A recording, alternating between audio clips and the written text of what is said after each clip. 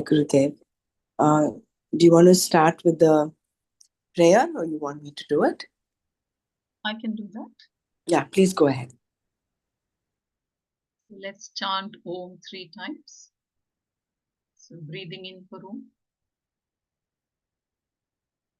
Om.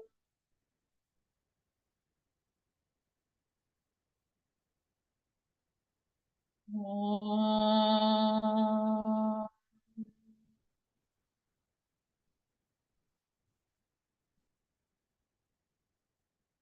Om.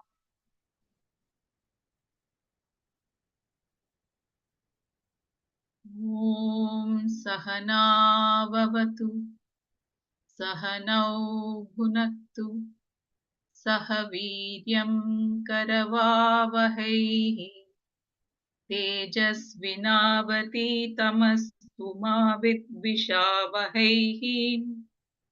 Om Shanti Shanti Shanti.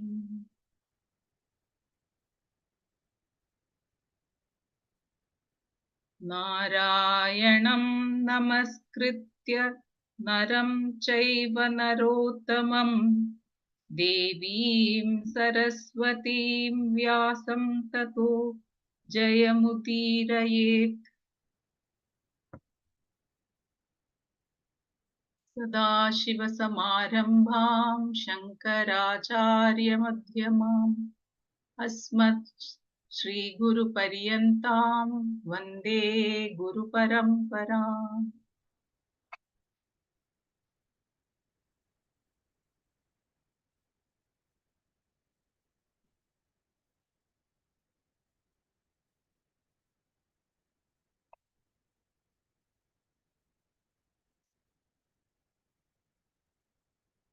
Is the screen visible to everyone? Yeah. We will start with the verse 53.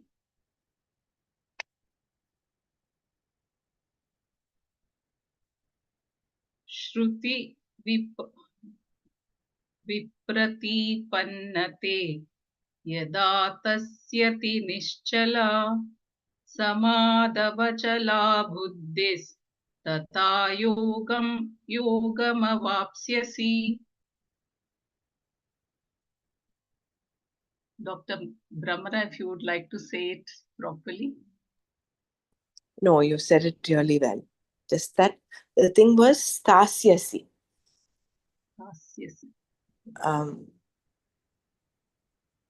Stasyati. Tasyati. Yeah. Very nice.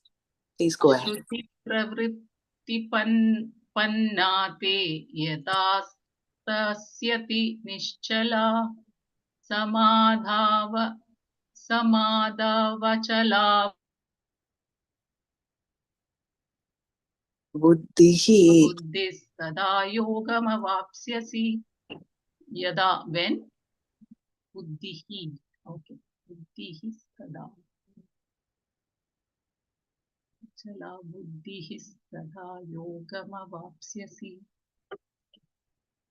Yada, when? Te, your. Shruti panna buddhihi.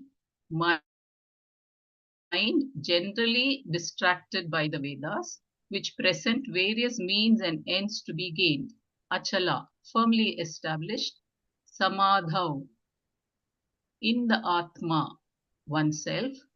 Nischala, steady. Stayati, will remain. Tata, then. Yogam, self-knowledge. Avapsyasi, you shall gain. When your mind is no longer distracted by the Vedas, which present various means and ends to be gained, it will remain steady, firmly established in the self. Then you will gain self-knowledge. This verse points out a further gain brought about by dispassion and also sums up the whole teaching. The Veda, Shruti, talks about various means for achieving various ends. These means and ends are described so beautifully and so elaborately that one's mind becomes confused. Vipratipanna. There seem to be so many means and ends for me to accomplish, and they keep on increasing. Thus, the list of things to be done also keeps on increasing, and I become confused by the Shruti. When, however, your mind becomes one, meaning when you have determined what is to be gained, you are not easily shaken by the various means and ends enjoined by the Shruti. Just as any hype about a particular brand of shampoo has no effect on a bald headed person, you will not at all be shaken by anything because you have already set your heart on an end that includes all means and ends. We have seen that all means and ends are limited and that what we are really seeking is freedom from any limitation whatsoever. When we know this, everything becomes very simple. The mind being definite about what it wants, it stays without being shaken, without being assailed, swayed, or swept away by anything, no matter how seemingly attractive it may be. Stasyati nischala. Not only is such a mind unable to be swayed, it is single pointed, eka, with reference to the goal. This attitude of the mind is karma yoga. When your goal is very clear to you and the hold on your raga dveshas previously had on you is released and your mind, buddhi, is steady. Shankara defines samadhi in his commentary on this verse as that into which everything resolves, Atma. Samyog, samyog, yogadhyate, samyogadhyate chittam asmin iti samadhihi. Atma. Samyogadhyate chittam asmin iti samadhihi atma. He thus makes it very clear that the word samadhi means atma in this context. When your mind is no longer distracted by the various ends and means prompted by your raga dveshas, because the goal is very clear to you, it will remain steady, firmly established in the self atma. Then you will gain self knowledge. The first line of the verse itself indicates that the person is a mumukshu, one who seeks moksha, liberation. A mumukshu may continue to be in the field of activity as a karma yogi, or he or she may be may take to the life of renunciation as a sannyasi. These are the only choices a mumukshu has. When the mind is no longer swept away or confused by the Shruti, which talks about various means and ends, it becomes steady and definite about what is to be accomplished. Moksha through knowledge of the self. This steadiness is Karma Yoga, and Karma Yogi is a mumukshu.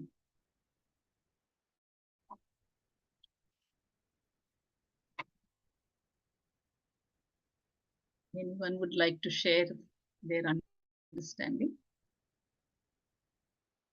Can you read that samadhi, your definition again? Samadhi. Shankara, yeah, Shankara defines samadhi in his commentary on this verse. This one, right? Yes, yes. That into which everything resolves, which is the Atma. Samyogatiyate chittam. So the entire mind will resolve into this Atma. Samyogatyate chittam asmin iti samadhi. Ki Atma. So when everything resolves back into the Atma, that is Samadhi. He thus makes it very clear that the word Samadhi means Atma in this context. When your mind is no longer distracted by the various ends and means prompted by your raga dveshas, because the goal is very clear to you, it remains steady, firmly established in the self Atma. Then you will gain self knowledge.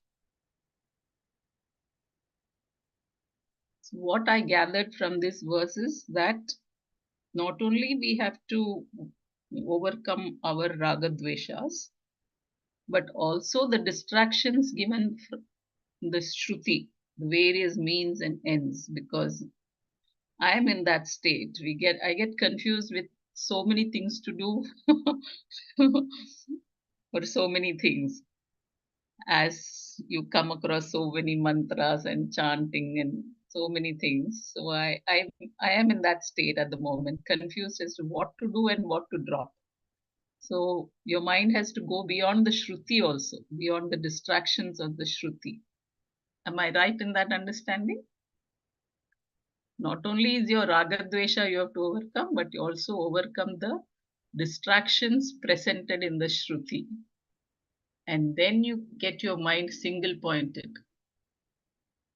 on your Uh, goal.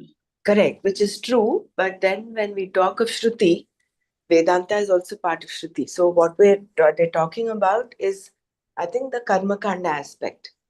That is one. And the second, um, it is you drop your Kamya karmas. Like in the very beginning, in definition of Karma Yoga, the different kinds of karma were talked about. Kamya karma, Naimitika karma, Nitya karma, Yeah. and Nishiddha karma, Prayaschitta karma. So we continue to do, a karma yogi continues to do his karma. He does his Nitya karma, which includes a lot of chanting. It includes his Agnihotra, Sandhya Vandana. And Nitya karma can be something that you set it up yourself. Like, for example, my father's, Nana's Nitya karma is to chant a whole lot of shlokas and the whole of the Bhagavad Gita. That is his Nitya karma. So you ascertain what your Nitya karma is and you continue doing it. That becomes your Nitya karma. So just chanting some mantras and all that will not mean that you're getting carried away by Shruti. It is part of your discipline. But what is here, I think the main point here is not to be carried away by our raga dveshas, not to be carried away by those binding desires. Okay. Isn't it? Because see, you Yes. cannot, as a karma yogi, you have to continue doing what you're doing. It is, and one of the karmas that a karma yogi continues to do based on his ashrama he is in, whether he's in brahmacharya, grahastha, vanaprastha, is that he continues to do his nitya karma. So even I had this doubt yesterday as to, see, we do pujas and all that, and I've been doing this vrat called Siddhi Vinayak Vrat from some 25 plus years ago, and it has really given me a lot of solace and remover of obstacles. He literally does that. So I was just thinking, do we have to drop all of that? I think as long as we're doing it with that sense of um, we're doing it as an offering to the divine and not getting stuck with the results of action, basically with an attitude of a karma yogi, I think all that is fine. Yeah. And Brahmaraji, when we are chanting or regularly, that time our vrittis get means vritti subsided. gets subsided. So there is no thoughts. Means that moment are very precious. Once you are chanting without, Correct. there is no thoughts and all. Correct.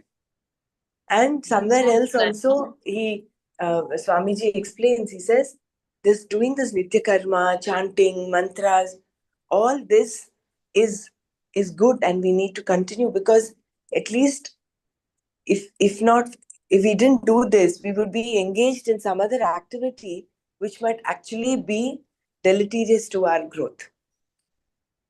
So doing this is preferred to doing some other mundane activity. So I think it should be clear in our mind. I mean, as we read along, I think it's going to get clearer and clearer. As and when we read such things, it is not like we should just stop doing whatever we are doing. No. I think it's an attitude which matters.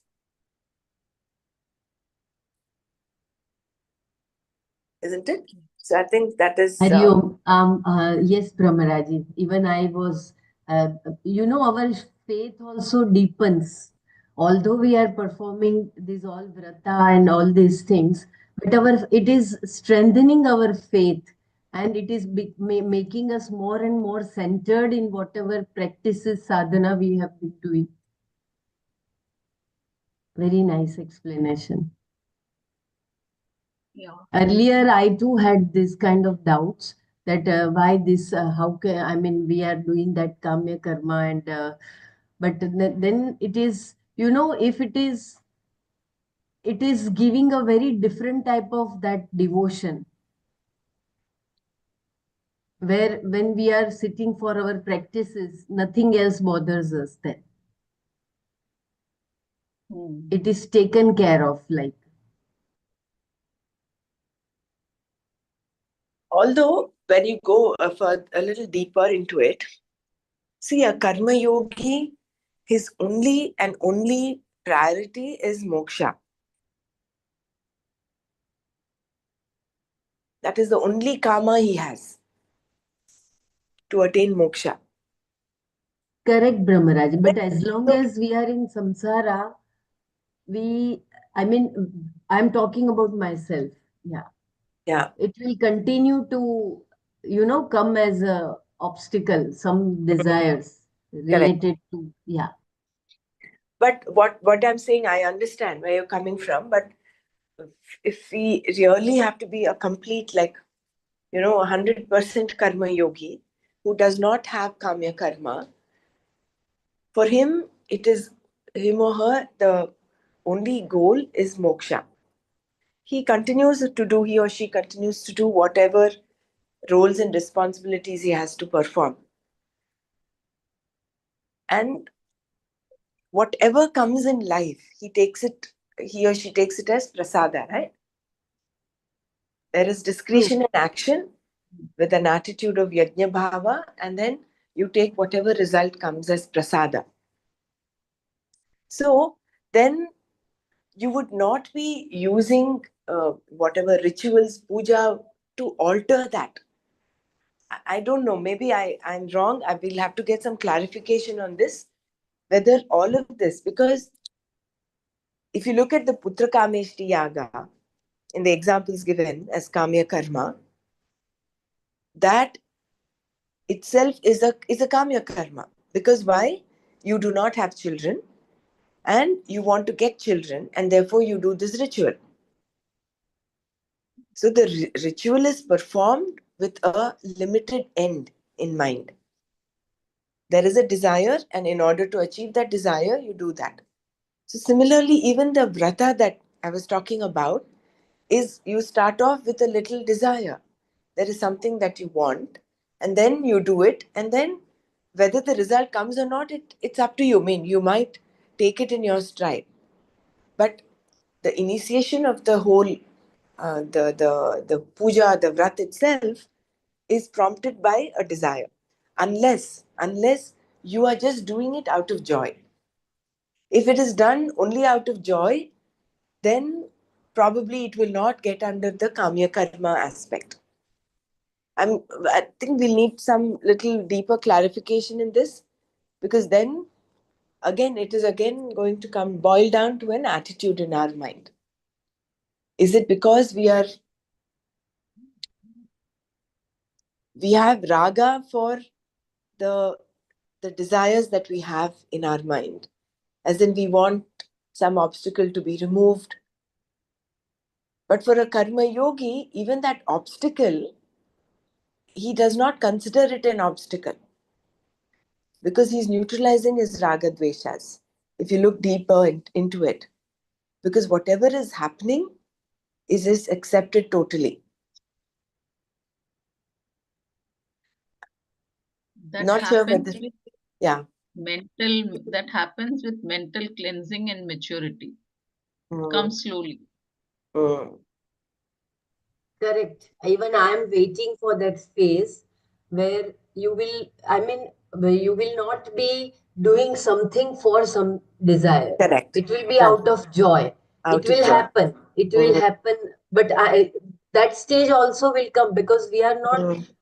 hanging on to whether my desire is fulfilled or not. So I will not Mm. do next time. No, Mm. it is like we continue with that faith and devotion, Correct.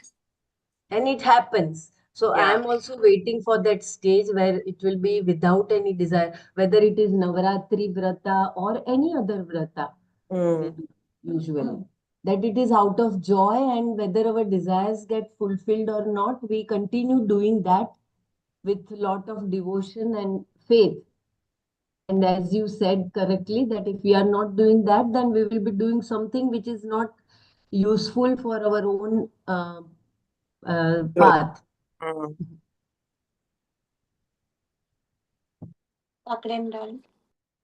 And in this shloka also there is said, no, that nishala means that stereo will come. Means our mind will be that focused for the moksha or whatever we are aspiring. Yeah.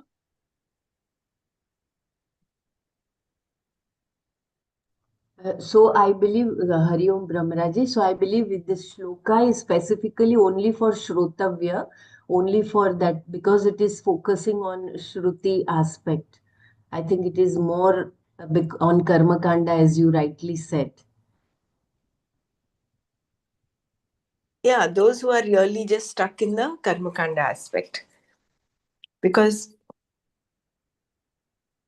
it is all very flowery, very attractive, very enticing, all of that. So here it is to just bring in that contrast and say, once you're established in the Atma, having known that you want, having taken to this path of moksha, for a mumukshu, being established in the Atma, in the discovery of the Atma, going towards the Atma rather than the Anatma. I think that discrimination and that Viveka, once that gets established, and that Vairagya becomes strong and dhrida, it is not shaky. It is not some Vairagya which is situational. It's established. Then, yes, then that becomes samadhau, and that nischala happens.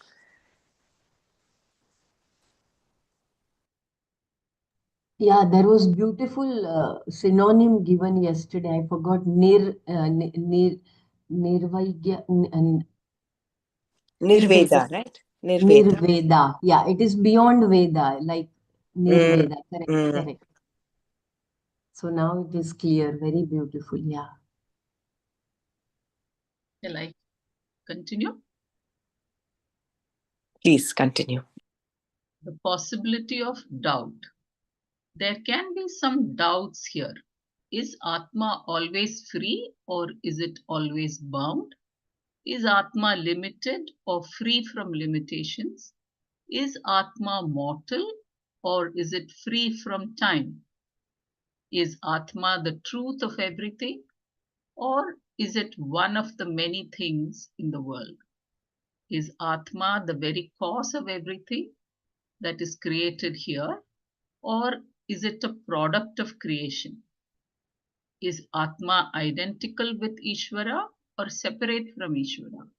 Is Atma separate from every other Atma, or is there only one Atma? Is Atma separate from the world, or is it non-separate? Does Atma undergo a change to become the world, or does it always remain the same even though it is the cause of the world? These are all the examples of possible doubts, the list being in no way complete. None of these doubts is there for a mumukshu. When your buddhi remains without any doubt, vikalpa, whatsoever, there is knowledge, jnana, which is real yoga. Jnana can be called yoga, and a means of knowledge can be called yoga. Knowledge can be called yoga, and means of knowledge can also be called yoga. A state of mind can also be called yoga. Here, the context does not permit us to take the word yoga as simple karma yoga. It can only be jnana, the real yoga, which Bhagavan defined later as disassociation from your association with pain, dukkha. This means that there is nothing you have to do except be yourself. You have been associating with dukkha all along because of aviveka, a lack of discrimination that causes you to take on limitations of things that are different from you. Then you say, I am limited. This is dukkha and is called dukkha samyoga. Due to the lack of discriminative knowledge, aviveka, there is dukkha for you. Dissociation from this association with dukkha is brought about by removing the aviveka, by having viveka between the atma and the anatma. When the viveka is very clear, meaning that I know very clearly that everything is myself and that I am free from everything, then there is real yoga, Paramartha yoga. This yoga called jnana is what Arjuna would gain.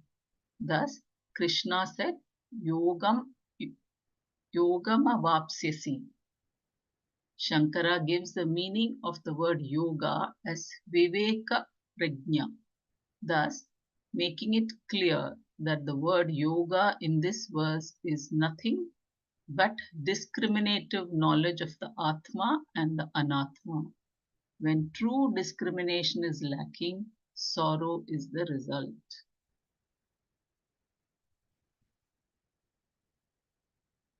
Sumaji, do you mind reading it from that uh, the doubt aspect? Yeah, the possibility of doubt. There can be some doubts here. Is Atma always free or is it always bound? Is Atma limited or free from limitations? Is Atma mortal or is it free from time? Is Atma the truth of everything or is it one of the many things in the world? Is Atma the very cause of everything that is created here or is it a product of creation?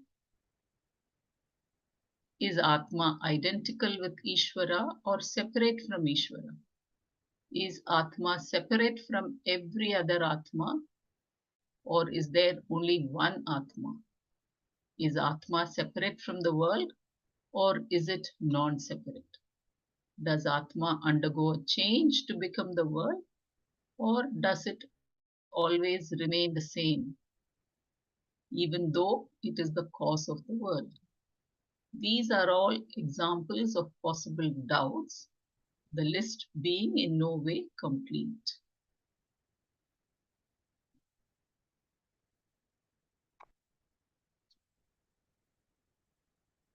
So many ways to get stuck. So many doubts.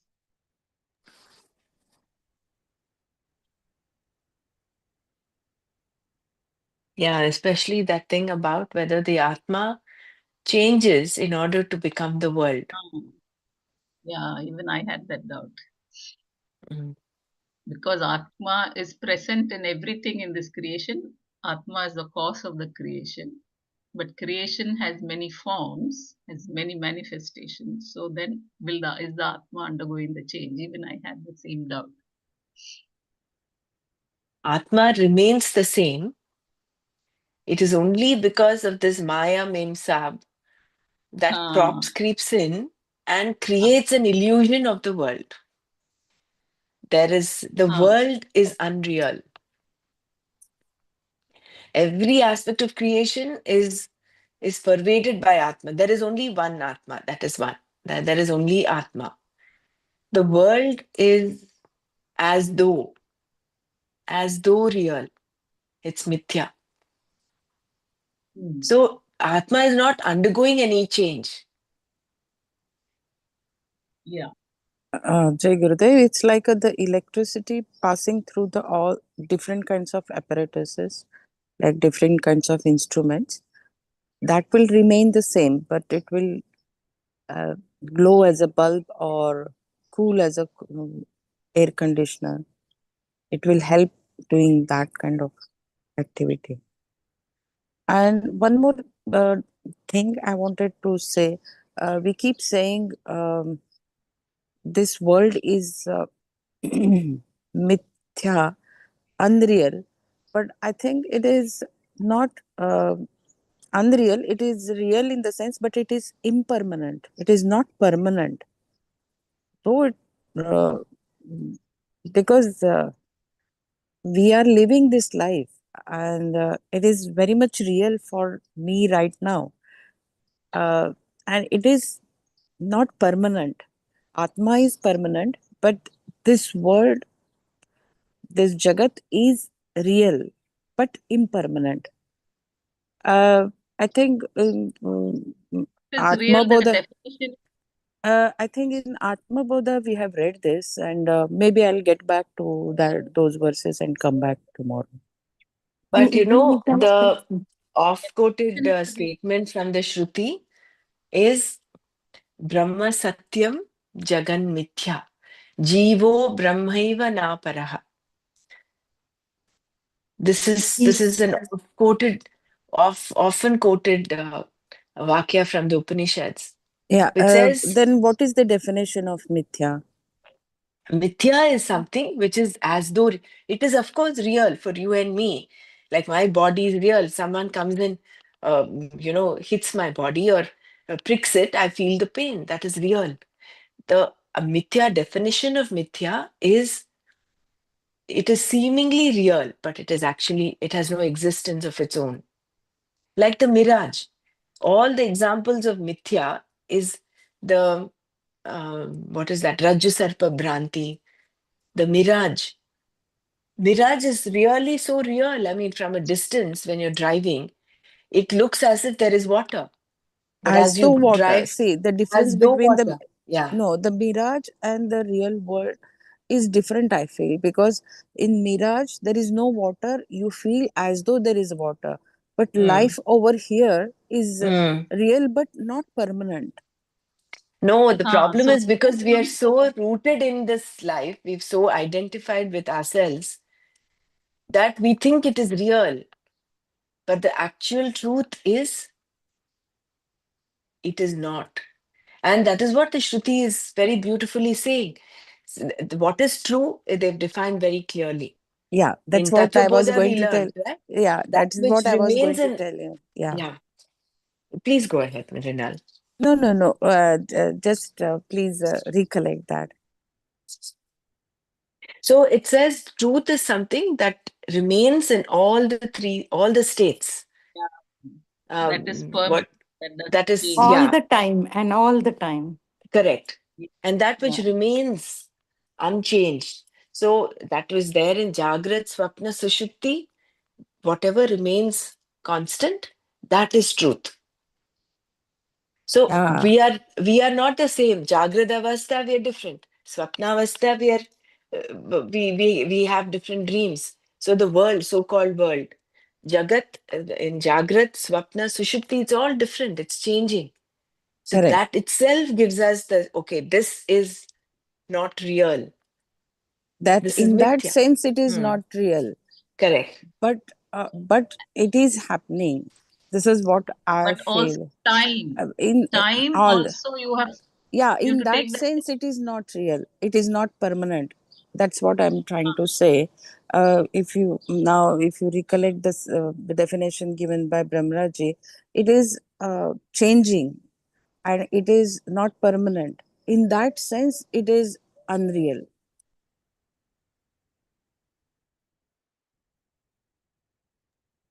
Yeah. So what is our purpose is to realize what is permanent, right? Realize our true nature.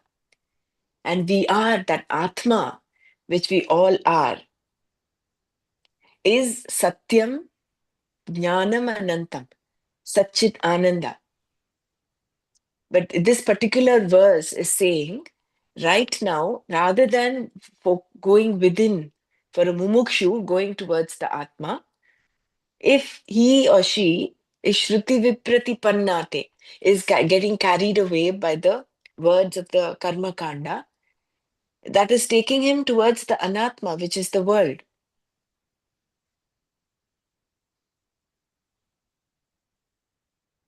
What Mrunalji is saying, no, that the example is coming into my mind, the running of the elephant.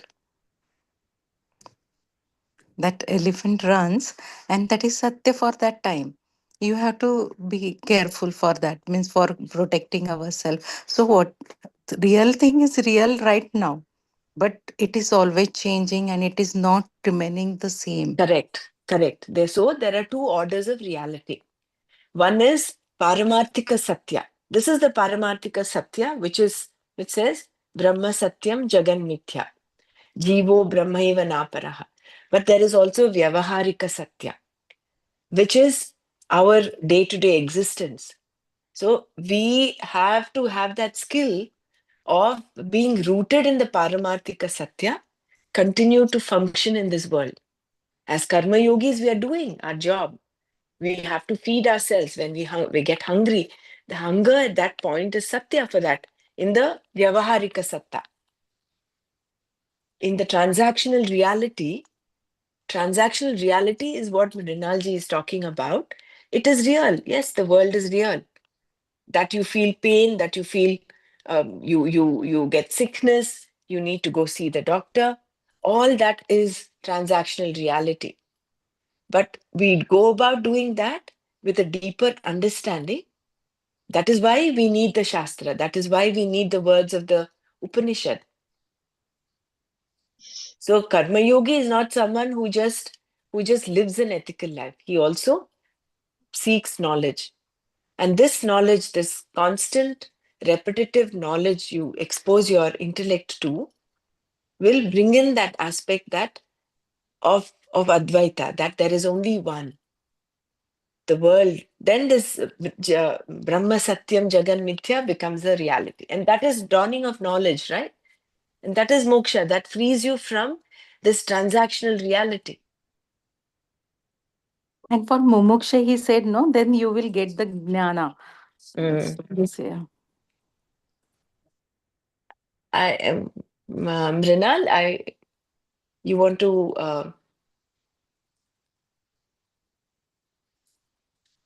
No, no, no.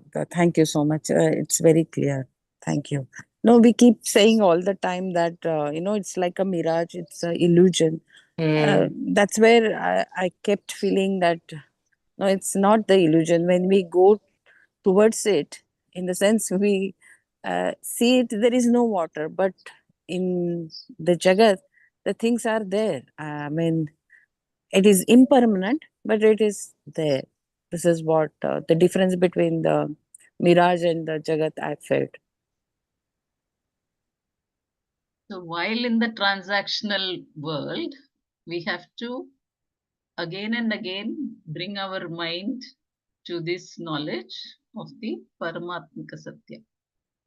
Otherwise, we just get caught up in the transactional world and just roll in that. And we don't have time to come out of it. So, unless we have this at the back of our mind, the Advaita knowledge, and when we are caught up in this transactional world, like we do in that happiness program, you snap out of it. So just snap out of it and say, okay, this is if I am in the transactional knowledge, but the real knowledge is this. So we just have to again and again break that cycle for ourselves. Otherwise, Krishna would not be. Yeah, please complete what you're saying, Sumaji. Sorry. That's all. That we Yeah. have to make an effort to break that cycle whenever we become aware. And the more we do it, the more we can distance ourselves from the transactional world. We can be an observer to what we are going through. Yeah, that's Otherwise, what. Done. Yeah, I'm done.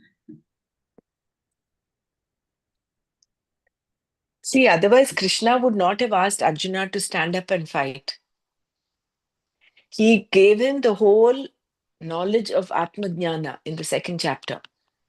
When after the first chapter, Arjuna Vishada Yoga, he gave him first the knowledge of the truth. And then he said, stand up and fight. If he came from the standpoint saying, oh, this Jagat is only mithya, then there would not be any Mahabharata. There would not be any need for him to ask Arjuna to stand up and fight. So he clearly made that distinction, saying, in this Jagat, as long as you are there, for Arjuna, he said, sannyasa is not the role you have to take on now. You have to be a karma yogi. Be a karma yogi. Do your duty. With this understanding of the rooted in Atmajnana, go ahead and function. Becomes a big difference, no? Without this Atmajnana, if you're functioning, versus with this knowledge, this deep understanding that this is what is Satya, and then you work, function, then there is some way that the world does not stick to you. You are there, but you're not getting affected by it. Dispassion comes. Dispassion comes. In fact, in one of the satsangs, I'm not recollecting the exact words of what Gurudev said. Someone had actually asked, he said, we know that this is it, but we need to continue to function. How do we balance this? Then he said, with this deep rooted understanding, function. Just like how again and again Krishna shows by the way he stands. He stands with one foot deeply placed, it's fully flat on the floor, and the other one is just touching, just the toes are touching the floor. So walk lightly in this world, deeply rooted in Atmajnana. If we just went with Atmajnana, then you would not be doing anything. That is why in that 47th verse, he says, don't be attached to inaction. You have to act. There is no escape. But what action you do, choose wisely. Use your discretion. That is Kaushala. And then, of course, he gives the other features of Karma Yoga. Then you're in sync with creation. You're in harmony with creation.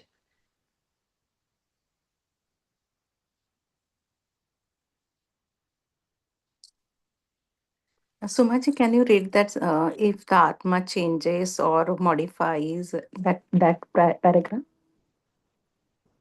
Is Atma, want me to read the whole paragraph or just this sentence? To four sentences, that is connected sentences, whatever. Is Atma separate from the world or is it non-separate? Does Atma undergo a change to become the world, or does it always remain the same even though it is the cause of the world? This is what we were discussing just now. Yeah, Because this is thank where you. we get caught all the time. Because of our conditioned mind, like what Brahmara said, no? Krishna said right in the beginning, he gave Atma Jnana to Arjuna. We didn't get Atma Jnana when we were growing up. So we are conditioned by the transactional world as we grew up. So we are, at least I am still caught up in that. Occasionally I think of the Atma Jnana and then try and take a break. But again, the world pulls you. So this is the battle. So what Dr. Pramila just now said, what Krishna said, you keep this in the mind that you have to function in the world with the Atma Jnana and you perform your role and don't worry about the result. Jai Gurudev, this Yes. quantum physics and classical chemistry, they don't go together. Gurudev always says, right? Here also Swamiji in his earlier chapter, he was saying if you have to give a engagement ring to your girlfriend, you have to choose a gold one only. You can't say everything is same. Okay, you can't give some inferior quality stuff. So in that way, everything has a place. And that's what Gurudev always says.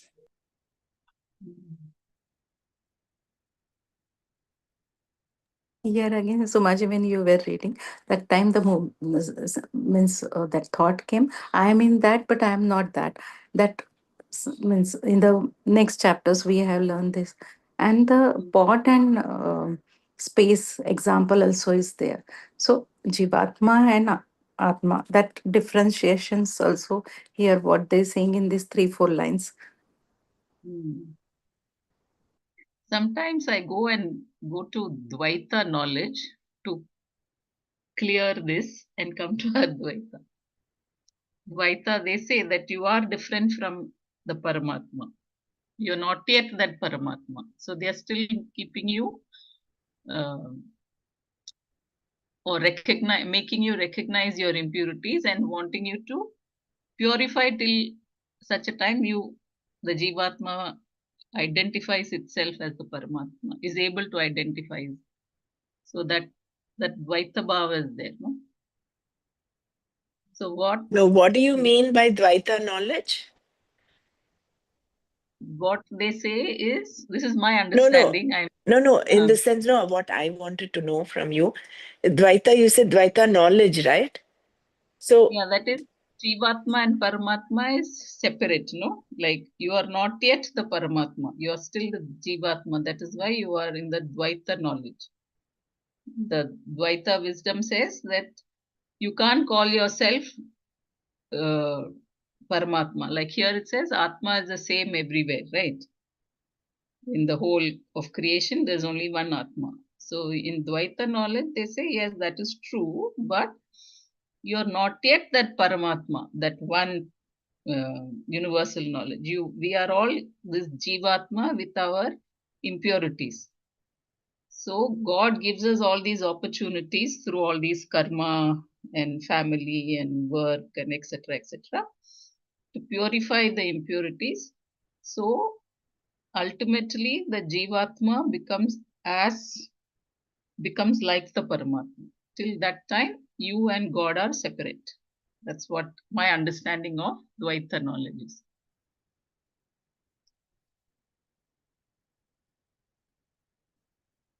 And then there is that Vishishta Dvaita also. I'm not gone So into that. till that time you are mumukshu, and then the mumukshu. Until that time you are mumukshu. Means Yeah. you are searching that, Yeah. and then you become.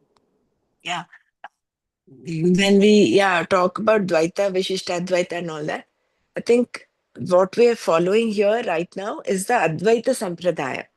Yes. Here, so I honestly don't know what the Dvaita Sampradaya is or the Vishishta Advaita.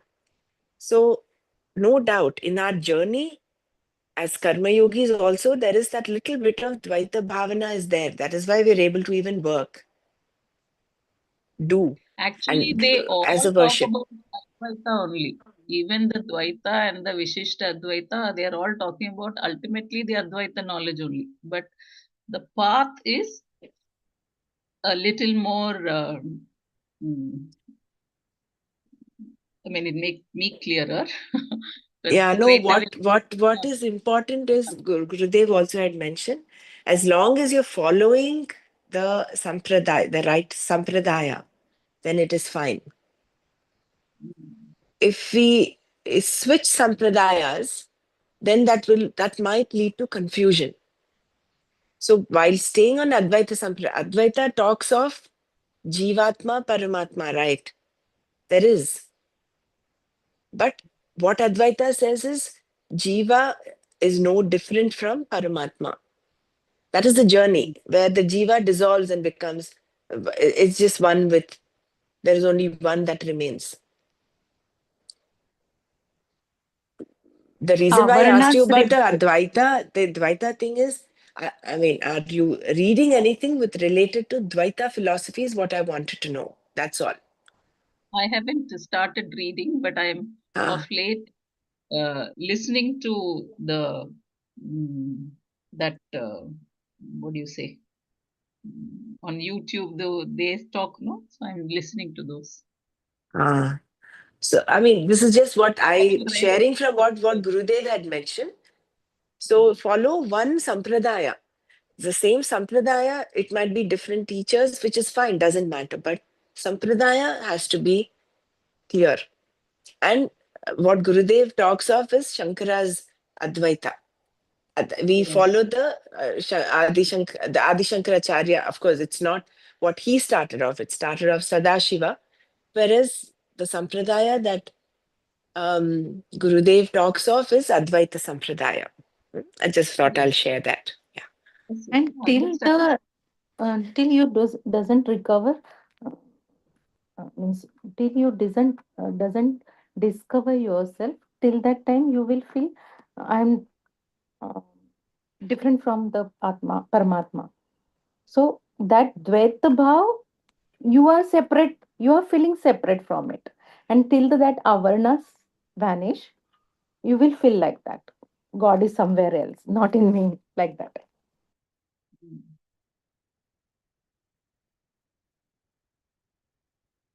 Even Adi Shankara in the end said Bhajagovindam, no? That you have to seek Narayana's feet. So he also, though he spoke everything initially only about Advaita. For me, Advaita knowledge is a bit too high for me to grasp. So I'm going the slow way. I'm not reading any scriptures. I'm just listening to scholars. That's all.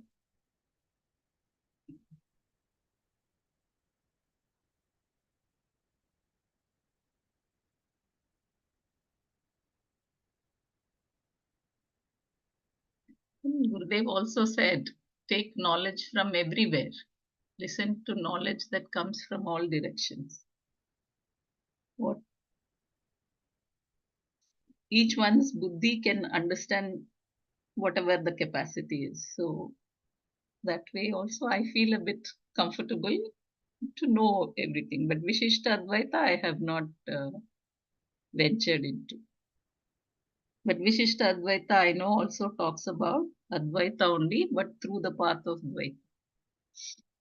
Ultimately, everybody is talking about Advaita only. Just that I don't know what is Sampradaya. Maybe that is what it is, the path. But I'm not deviating from Gurudev's path. I'm just listening to some interesting wisdom that comes.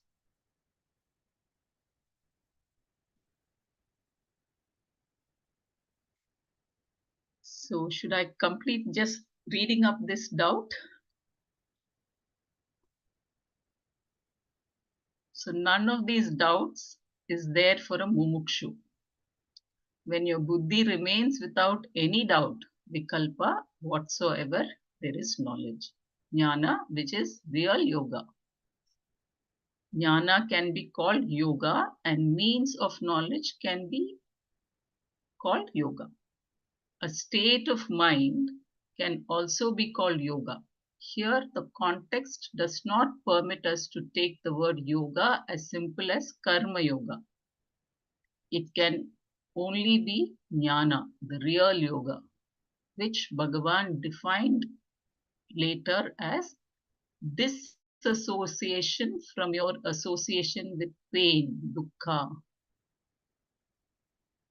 This means that there is nothing you have to be except be yourself. So this yourself is that highest Atma that he is talking about, which is there's no association with pain there.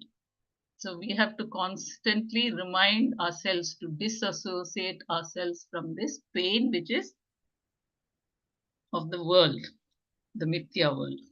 The Jnana world, there is no pain. Satyam Jnanam Anantam. In Satchit Anandam. That is the self he's talking about. Am I right? You have been associating with dukkha all along because of aviveka, a lack of discrimination that causes you to take on limitations of things that are different from you. Then you say, I am limited. This is dukkha and is called dukkha samyoga. Due to the lack of discriminative knowledge, aviveka, there is dukkha for you. Dissociation from disassociation with dukkha is brought about by removing aviveka. So this is the cleansing of the mind. Can you read that sentence as limited and unlimited? And that is dukkha. Because you feel you are limited, that is dukkha. Yeah. Because we have been associating with dukkha all along because of aviveka, lack of discrimination that causes us to take on limitations of things that are different from you. So like we say, I am sad or I am in pain. So this I is the self. Pain is a limitation, whereas the self has no limitation. But we identify this small I and say I am in pain. So we are associating limitations that are different from you, from the self. Then you say I am limited. This is dukkha and is called dukkha samyoga. So we are associating with dukkha. Due to the lack of discriminative knowledge, aviveka, there is dukkha for you. So because of aviveka, we are experiencing sorrow. Dissociation from disassociation with dukkha is brought about by removing aviveka. But yoga By and having jnana, the previous 4 5 lines, that yoga and jnana. yoga and jnana. When your buddhi remains without any doubt, vikalpa, whatsoever, there is knowledge, jnana, which is real. We do experience this sometimes, but we are not established in that as yet. At least I am not. So at times we do experience this knowledge when our buddhi has no vikalpas, no doubts. And that is real yoga. We have had that momentary experiences many times through our practices. Jnana can be called yoga. So that when we get that wisdom, we are in yoga. So it is that wisdom is called yoga, and a means of knowledge can be called yoga. So which is very clear, no? When we do those practices, those means, they can also be called yoga. A state of mind can be called yoga. Here, the context does not permit us to take the word yoga as simple as karma yoga. So it is not action oriented alone. It is even our state of mind. So it can only be jnana, the real yoga, which Bhagavan defined later as dissociation from your association with pain, dukkha. Even Gurudev has said no many times, especially at the end of every advanced course, he says, I have come to tell you that there is no sorrow. So we have to, this dissociation from this association of pain, dukkha. This means that there is nothing you have to do except be yourself. So for me, this yourself is the higher self. To be your higher self, lots of all that raga, dvesha, all that cleansing has to happen. But at least we are not that disturbed as we were some 20 years ago to now. That much of some stability has come, isn't it?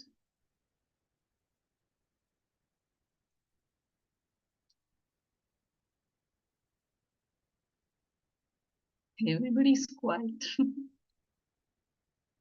Should I stop here?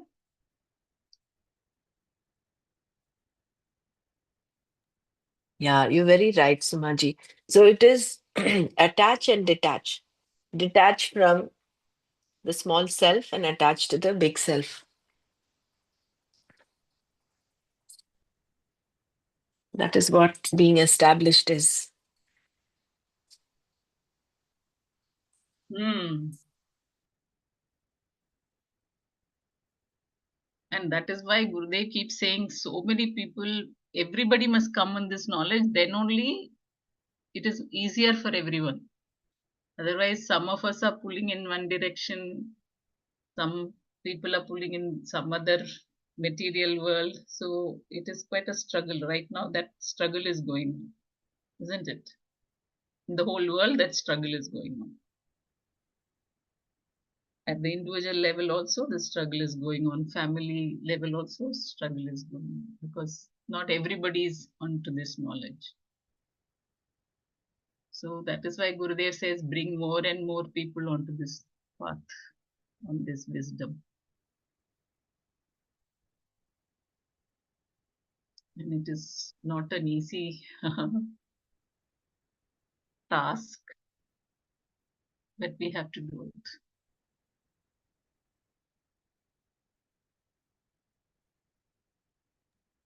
Very nicely put up. I mean, I was just thinking Krishna gave only Arjuna the Bhagavad Gita.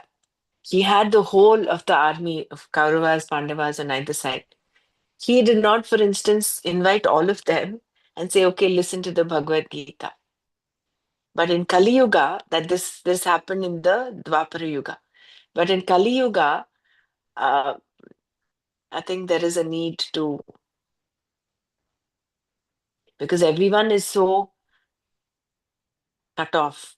I don't know. It just the thought came to me. What Gurudev is doing is something humongous. Mm. Yeah. I think we can stop here. You can chant the Shanti part and then share that uh, short meditation. Thank you. Which short meditation? I can play from Sattva. You can play from Satvaya. Brahmaraji, kindly share that on the group, please. Our Manana group. Yeah, I had actually emailed it to some of you. I have that. Yeah, you can do that. I can play that. Sumaji, did you get that shloka, Atma Buddhi and Deha Buddhi? If someone gets, please share. Yeah, I did share it long back. I can share it again. Okay. So let's close our eyes. Loka samasta sukino bhavantu. Om Shanti Shanti Shanti.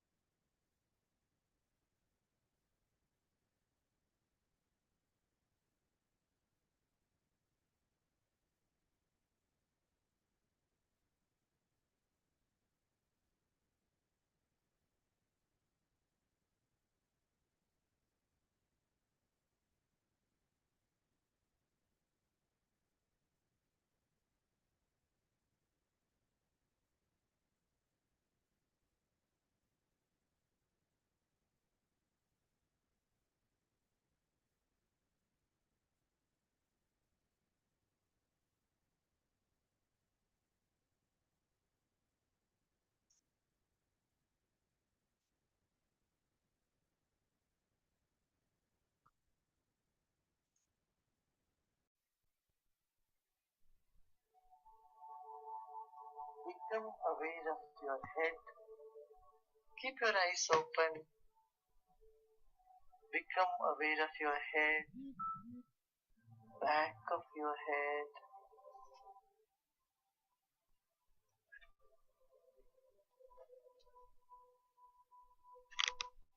and gently, very slowly, close your eyes 75%.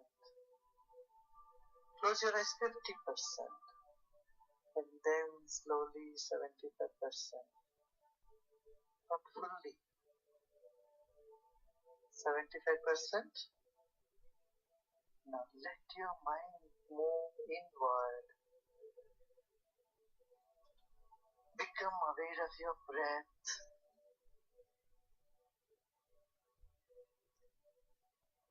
Now allow your eyes to close over by itself to 90%. Become aware of your whole body.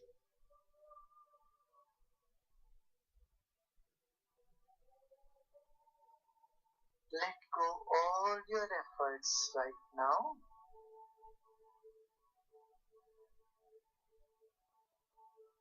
Our mind is retrieving back to the source. From the scenery onto the seer.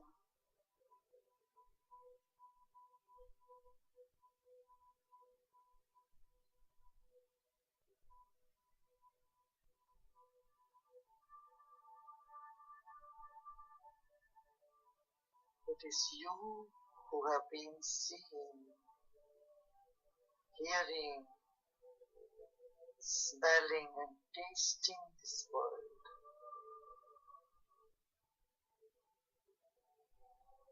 Right this moment we retrieve from all these activities.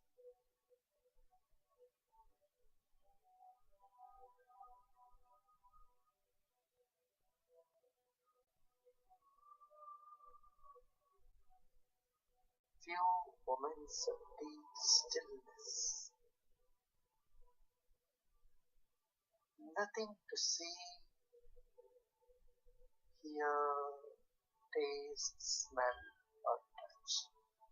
This very moment.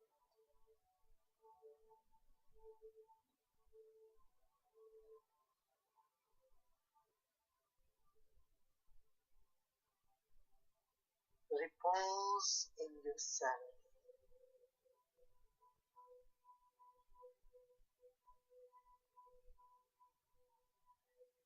Repose in this eternal moment, in this eternal peace.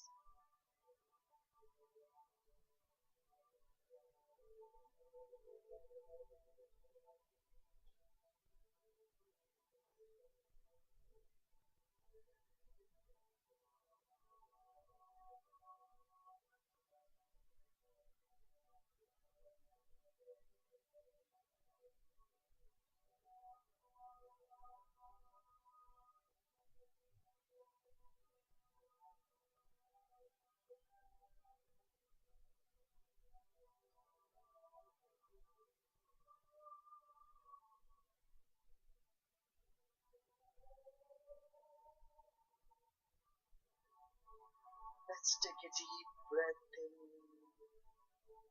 and breathe out. Another deep breath in.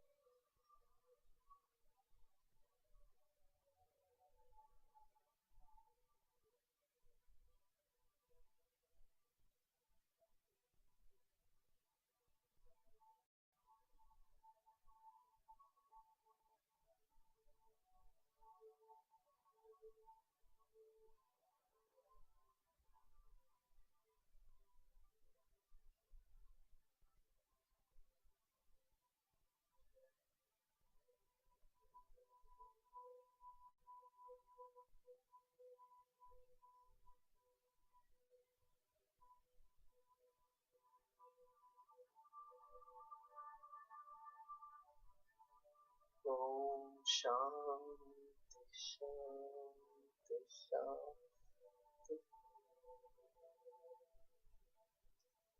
Slowly and gradually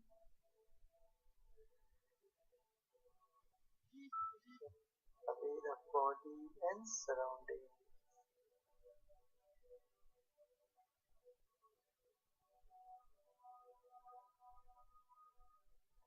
You may open your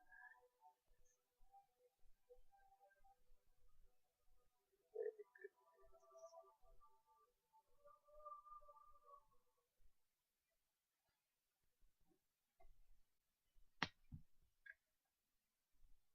Jai Gurudev.